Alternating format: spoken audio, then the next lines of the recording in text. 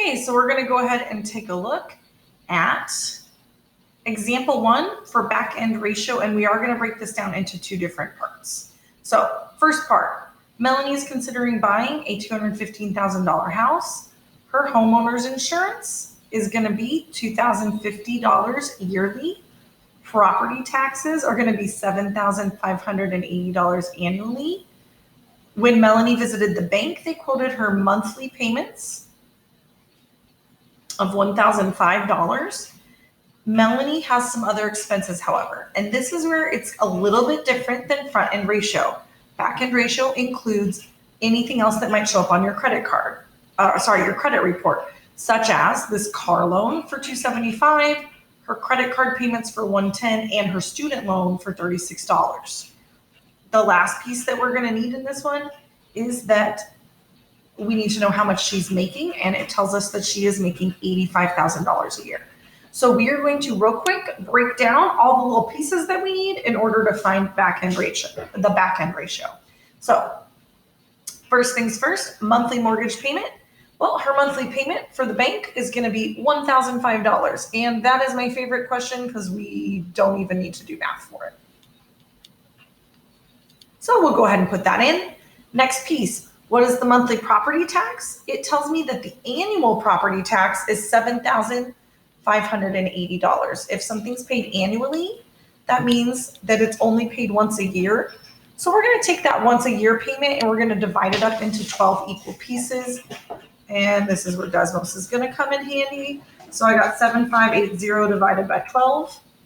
That's given me 631 and then 0.67. We are going to round that up to round that up for the 2 decimal places, since it was 0.6 repeating. So rounding that up to 67, monthly property tax. Monthly homeowner's insurance is going to be the $2,050 yearly, just like annually. Yearly means it's only paid one time a year. So we're going to take that amount and divide it by 12.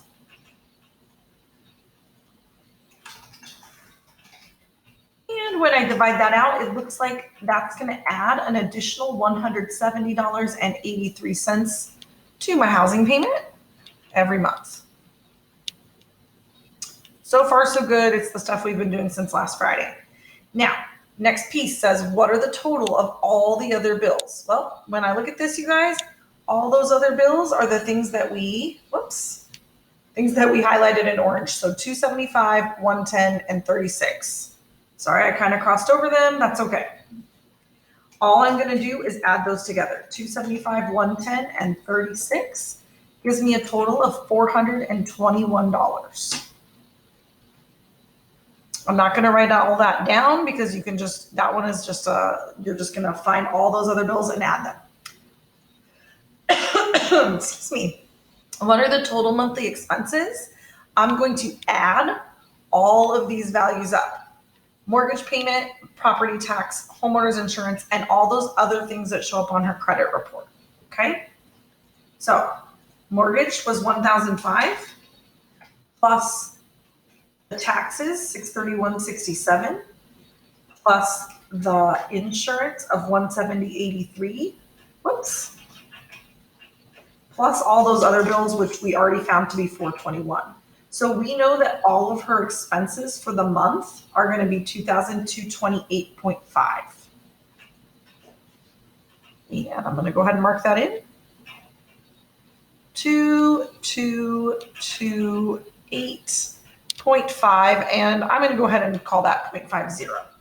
Now that's not like things like her food expenses or her electric bill or anything like that, but those are all the things that are going to have to be paid. Those come out on your credit report. Last piece, monthly income. Well, I'm going to take that $85,000 that she makes per year, and I'm going to divide that by 12 so that I know how much she makes per month. So one more thing for Desmos to calculate for us. It looks like that monthly she is earning $7,083.33. 7,083.33. Okay. So far all we did was just break down all these little